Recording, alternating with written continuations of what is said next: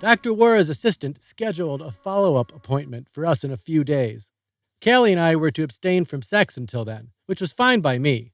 I was so sick of sex, I could have joined a monastery. Or, okay, one of those Trappist monasteries in Belgium, where the monks spend all day making beer. And not normal beer. I'm talking beer that's like 8 to 12% alcohol, but still tastes like a solid 5. Wine beer. People think Trappist monks take a vow of silence and celibacy, but that's bullshit. They're just too drunk to talk or fuck. No wonder they can devote their lives to Jesus, what with all their other problems solved. All my problems were not solved. For starters, I needed a new contact lens, preferably 2 lenses, as the one I still had was getting scratchy. That's another thing about opiates. They suck all the moisture out of your eyes throughout the day, which shortens the lives of your contact lenses, and just not as quickly as digesting them does. It was still light outside when Callie and I got back to the hotel, but I told Callie I was exhausted and was going to bed because I wanted to get up early to take care of my eyes. What I really wanted to do was replenish my pill supply. And so, when Callie volunteered to get up early and go with me, I almost shit myself. But I didn't. Hydrocodone also makes you constipated. Maybe it was time to quit, I thought. It was nice to be going to bed with her. It was nice to be looking forward to exploring the city together in the morning. I awoke to the sound of a news anchor woman interviewing a man whose voice I hadn't heard in forever, but which had long ago burned itself into the eardrums of the world. It was the voice of Dr. Maximus Grover. The newswoman was asking him, "When did you first realize the profound implications of these revised calculations?" And for a second I thought, holy shit, Grover is going to miss us.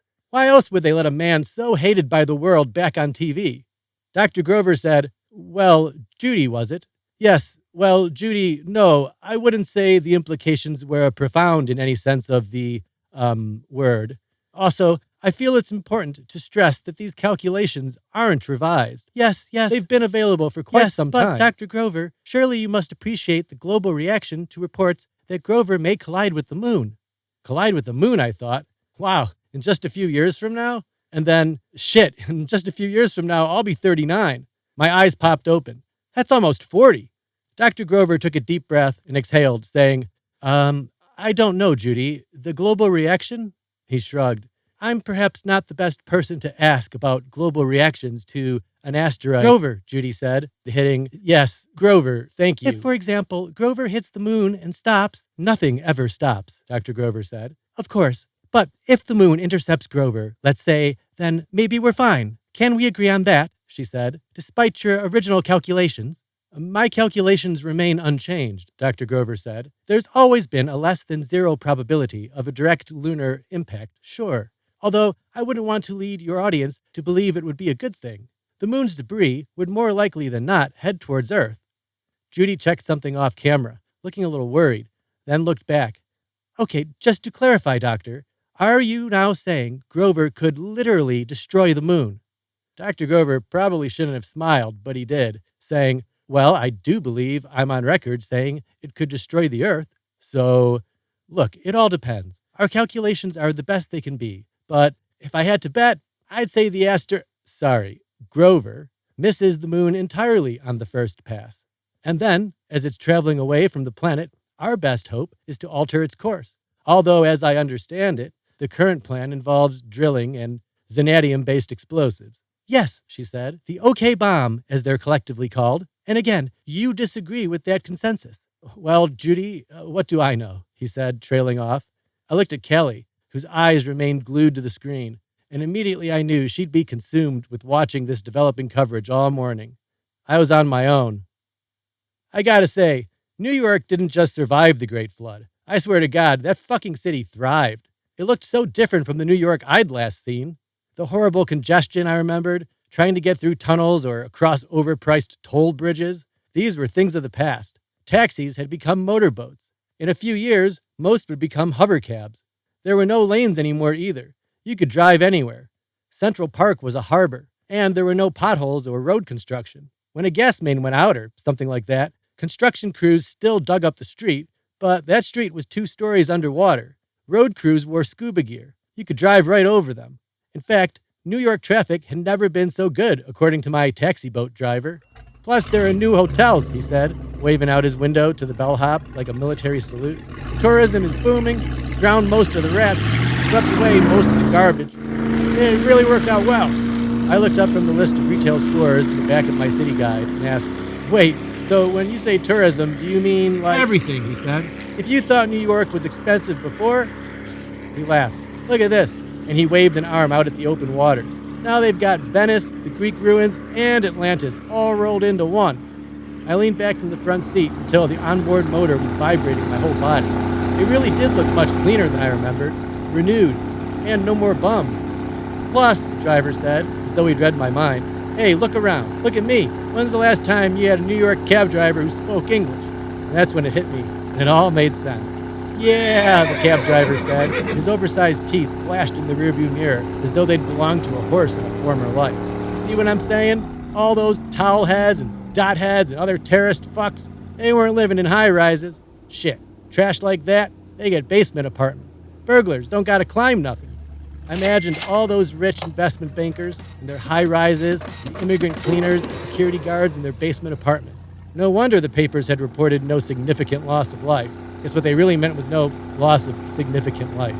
Yeah, but anyway, he said, some people bitch and moan about all this, but not me. Oh no, no more homeless, no more immigrants. Shit, crime is way down, no more drugs. I slouched in my seat. My original plan had been to ask my driver where to find drugs. Taxi drivers always knew where to find anything. Strip clubs, prostitutes, drugs, bars, liquor stores still open at all hours of the night, you name it. Goddamn white cab drivers. Oh well, may as well just get my contact situation taken care of and worry about drugs later. I told the driver to drop me by the nearest lens crafters, but he said there were no more lens crafters. He said, you'll want LASIK. That's 400 West 30th Street.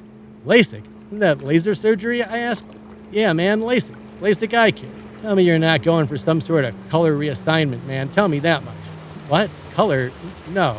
I pressed my forehead to the window and read the sign for 30th Street.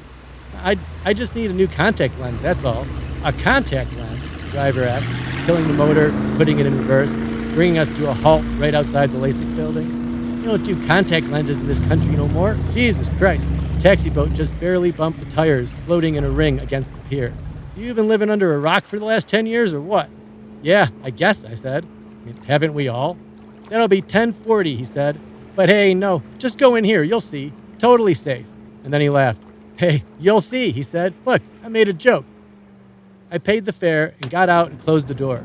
My depth perception was so shot I almost toppled over the side of the pier, but I caught my balance just in time, shuddering at the thought of falling into that water, into that liquid graveyard tourist attraction. What a horrible mess, I thought, walking through the entrance on what used to be the 4th floor. And then I thought, I'm probably going to have to dive in that graveyard later with Callie.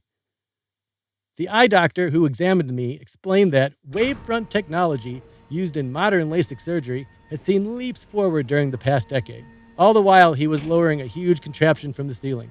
All thanks to Grover, he said. Thanks to Grover, I thought. Shit, I could tell straight away from the front of this thing that I was staring down the business end of a laser. You mean you use neutron laser drills for this? I asked, squirming in my elevated barbershop-like chair. The doctor looked over at me, first with his brow scrunched up and then with it relaxed. What, that? He laughed, meaning what I thought was a neutron laser. Son, my job is to reshape your eyes, not vaporize them. No, this is an intermediate laser. Scientists didn't go from regular lasers to neutron lasers in one giant leap. It was a series of small steps. He sounded like Neil Armstrong walking on the moon, talking backwards. But I did feel better for a second, until what looked like a bunch of spider legs popped out around the intermediate laser he'd been talking about. In fact, the doctor said, Grover's main contribution to LASIK surgery has nothing to do with lasers at all. The doctor aligned the spider laser with my face, brought it within centimeters of my eyes. Astronomers originally developed wavefront technology to correct telescope aberrations, imperfections in the lenses, in the glass. Now, hold still. The doctor put on something that looked like night vision goggles. Please keep your eyes focused and straight ahead, he told me. The laser moved closer, and I heard a whirring sound, and I smelt something too, something burning. In my peripheral vision, those spider legs seemed to be knitting something, like a sweater, but going 100 miles per hour. I didn't dare look, though. I heard the doctor say, so yes, Grover led to radical new advances in telescope technology, namely in the perfection of lens optics, which in turn led to advancements in the correction of that most personal of lenses, the human eye. I thought of that observatory in the Canary Islands. Grover led to that too, that poor telescope going blind. And I thought of other telescopes I'd seen around the globe, super telescopes, giants half completed but wrecked by angry locals. Over the whirring and burning and knitting, the doctor went on talking. Aside from drilling applications, he said, laser technology hasn't actually advanced as far as most people think. Just think about it. They can put a special forces unit on the moon, but they can't make a CD player that doesn't skip. It's the whirring and knitting and everything stopped, and the laser backed off. Whoa, well then, okay, all done, the doctor said, removing his goggles. That was it? A half minute maybe? I didn't believe him. Not at first. But what can I say? Seeing is believing. I sat up from the chair and looked around, able to see everything better than ever before. And then I focused on the doctor, who was smiling at me, but not because he'd corrected my vision. The doctor had other things in mind.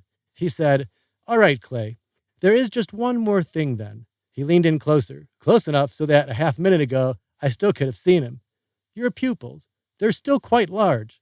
Is that a problem? I asked, weirded out by his invasion of my personal space almost as much as the implication that something had gone wrong with the surgery. No, not necessarily, he said, backing away just a little bit. Not as long as you've got the cash. And then he smiled. Let me guess, a script for Vicodin, perhaps? Would that be of any interest to you? And believe it or not, I said no. I had my own first pass.